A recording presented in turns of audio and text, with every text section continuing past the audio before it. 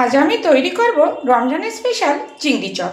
Welcome back to my channel S কিচেনের পক্ষ থেকে আমি শেফালি নিয়ে এসেছি আপনাদের জন্য আরও একটি নতুন স্বাদের নতুন রেসিপি, রমজানের স্পেশাল চিংড়ি চপ। তো চিংড়ি চপের জন্য এখানে কিছু উপকরণ নিয়েছি চিংড়ি মাছ। এখানে আমি মাঝারি সাইজের চিংড়ি মাছ কেটে খুব ভালোভাবে ধুয়ে নিয়েছি। আর এর ভিতরে যে একটা শিরা থাকে সেরাটা কিন্তু ফেলে দিয়েছি, অবশ্যই কিন্তু ফেলতে হবে। আর এখানে আমি আমার প্রয়োজন মতো আলু নিয়েছি। আলুগুলো আমি প্রেশার কুকারে সিদ্ধ করে নেব। আরও অন্য অন্য উপকরণও আছে। আমারও নিত্য নতুন রেসিপি পেতে আমার চ্যানেলটিকে সাবস্ক্রাইব করুন আর পাশে থাকা বেল আইকনটিকে অল করে রাখুন, যাতে আমার নোটিফিকেশন আপনার কাছে পৌঁছে যায় আর আপনি অতি সহজে দেখে নিতে পারেন। দেখুন, আর এই চিংড়ি চপের জন্য আমি আরও কী কী উপকরণ ব্যবহার করব আপনাদেরকে স্টেপ বাই স্টেপ দেখিয়ে দেব। দেখুন, চিংড়ি মাছটা আমি লবণ হলুদ মেখে 10 থেকে 15 মিনিট রাখবো। আর তার মধ্যে আমি আলুগুলোও সিদ্ধ করে নেব। আলু আমি 5টা সিটি মেরে সিদ্ধ করে নিয়েছি আর খুব সুন্দর কিন্তু সিদ্ধ হয়েছে। এবার আমি খোসাগুলো ছাড়িয়ে নেব। খোসাগুলো ছাড়িয়ে একটু ম্যাশ করে নেব। দেখুন, খুব সহজেই কিন্তু খোসাগুলো উঠে যাচ্ছে। এবার এই চিংড়ি চপের জন্য একটা মশলা রেডি করব। দেখুন, এখানে দিয়েছি 10 কোয়া মতো রসুন, 1.5 ইঞ্চি পরিমাণে আদা, আর দিয়ে দেব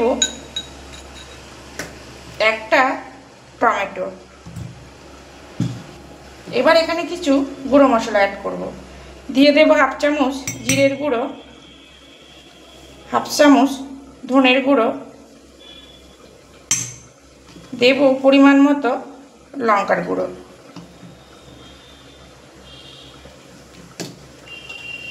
অল্প একটু জল দিয়ে খুব সুন্দর একটা পেস্ট করে নেব। দেখুন, চিংড়ি চপের জন্য এখানে কড়াই গরম করে কড়াইতে দিয়েছি রিফাইন তেল। রিফাইন তেল গরম হয়ে এসেছে। আমি এখানে রিফাইন তেল ব্যবহার করছি, আপনারা চাইলে সরিষার তেলও কিন্তু ব্যবহার করতে পারেন। তো এখানে দিয়ে দিয়েছি একটু গোটা জিরে ফোড়ন, আর দিয়ে দিয়েছি দেখুন খুব বড় সাইজের একটা পেঁয়াজ, মানে এখানে প্রায় 75 গ্রাম মতো পেঁয়াজ আছে। পেঁয়াজগুলো দিয়ে দেব, আর সঙ্গে দেব পরিমাণ মতো লবণ আর পরিমাণ মতো হলুদ দিয়ে পেঁয়াজটা খুব সুন্দর করে ভাজা করে নেব। দেখুন, পেঁয়াজ আমার লাল করে ভাজা হয়ে গেছে। এবার এখানে আমি যে মশলা করে রেখেছি সেই মশলার পেস্ট দিয়ে দেব, আর দিয়ে দেব মিক্সির বাটি দিয়ে অল্প একটু জল দিয়ে মশলাটা খুব সুন্দর করে কষিয়ে নেব। দেখুন, মশলা আমি খুব সুন্দর করে কষিয়ে নিয়েছি, আর দেখুন তেল কিন্তু ছেড়ে দিয়েছে। এবার আমি আগে থেকে যে চিংড়ি মাছ লবণ হলুদ মাখিয়ে রেখেছি ওই চিংড়ি মাছগুলো দিয়ে দেব, দিয়ে মশলার সঙ্গে খুব সুন্দর করে কষিয়ে নেব।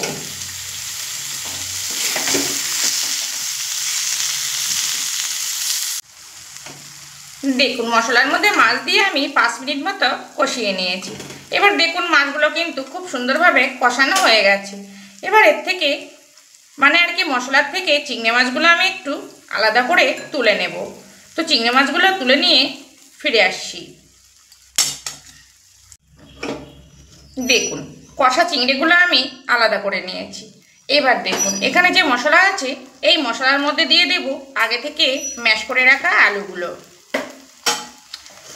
দিয়ে মিডিয়াম ফ্লেম করে খুব সুন্দর করে কষিয়ে নেব। তো এইভাবে যদি মশলার সঙ্গে আলু কষিয়ে চিংড়ি চপ করা যায়, খেতে কিন্তু অসাধারণ টেস্ট হয়।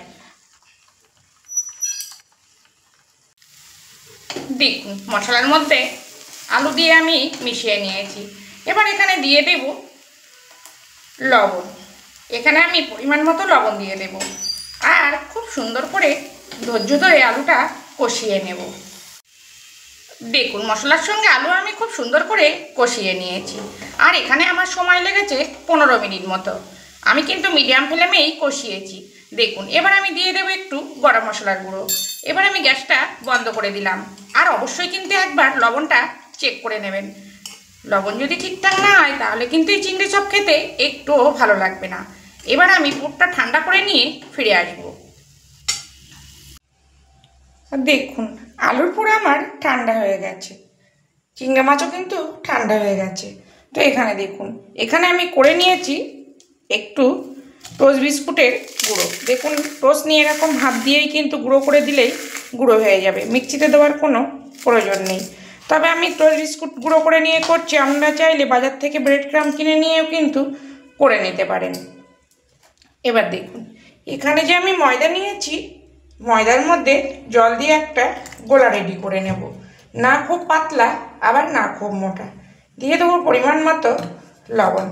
তবে আমি এখানে ময়দার গোলা ব্যবহার করছি, আপনারা চাইলে কর্নফ্লাওয়ার বা ডিমের গোলাও কিন্তু ব্যবহার করতে পারেন।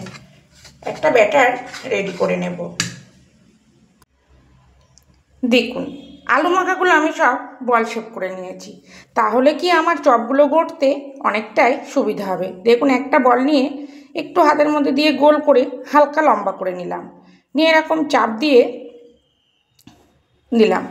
দিয়ে এখানে যে আমি চিংড়ি মাছ কষে রেখেছি ওই চিংড়ি মাছ দিয়ে দেব। তবে খুব আস্তে কিন্তু করতে হবে, আর যেহেতু আমার চিংড়িগুলো একটু ছোট তার জন্য আমি ছোট ছোট করছি।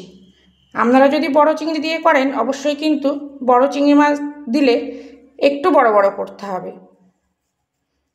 আর রোজার সময় যদি এরকম একটা তার সঙ্গে থাকে তাহলে তার কোনো কথাই নেই।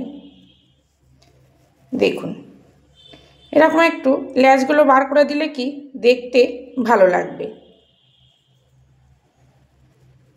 দেখুন এরকম লম্বা শেপ করেছি। এবার এখানে যে আমি ময়দা গোলা করে রেখেছি, ময়দাটা একটু এইভাবে গুলিয়ে নেব। তবে যতবার ময়দার মধ্যে দেবেন অবশ্যই কিন্তু একটু ময়দাটা গুলিয়ে নেবেন, মানে আর কি ব্যাটারটা গুলিয়ে নেবেন। এবার এখানে আমি যে টোস্ট বিস্কুট গুঁড়ো করে রেখেছি ওই বিস্কুট গুঁড়োর মধ্যে কোট করে নেব। দেখুন খুব সহজেই কিন্তু হয়ে যাচ্ছে। আর আমি কিন্তু ডবল কোট করব।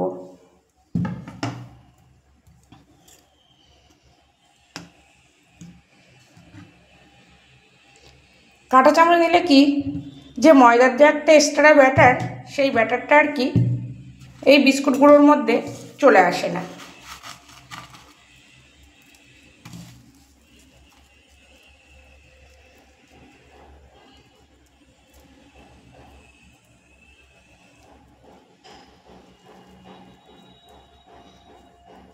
দেখুন চপগুলো আমার কত সুন্দর দেখতে লাগছে। তো আমি একইভাবে সব চপগুলো করে নিয়ে ফিরে আসছি। দেখুন দেখতে কত সুন্দর হয়েছে। দেখুন একইভাবে আমি সব চিংড়ি চপগুলো গড়ে নিয়েছি। এবার 15 মিনিট মতো একটু রেস্টে রাখবো, তারপরে ভেজে নেব। তো আমি 15 মিনিট পরে ফিরে আসছি।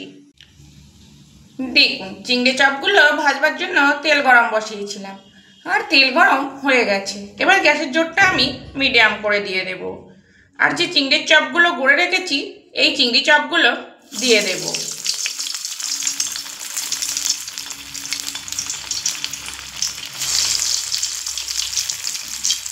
এক পিঠ হলে তবেই কিন্তু অপর পিঠ আমি উল্টে দেব। আর উপর থেকে দেখুন এইভাবে একটু তেল তুলে দেব।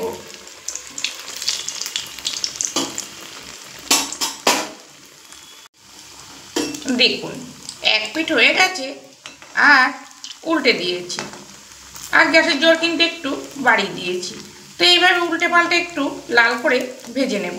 আপনারা কিন্তু হাই ফ্লেমেও ভেজে নিতে পারেন, কেননা চিংড়ি মাছ আর আলুর পুর কিন্তু পুরোটাই রেডি আছে। তো এটা কিন্তু হাই ফ্লেমেও খুব সহজে ভেজে নেওয়া যাবে। এবার আমি একটি পাত্রে তুলে নেব, আর একইভাবে বাকি চিংড়ির চপগুলো ভেজে নেব।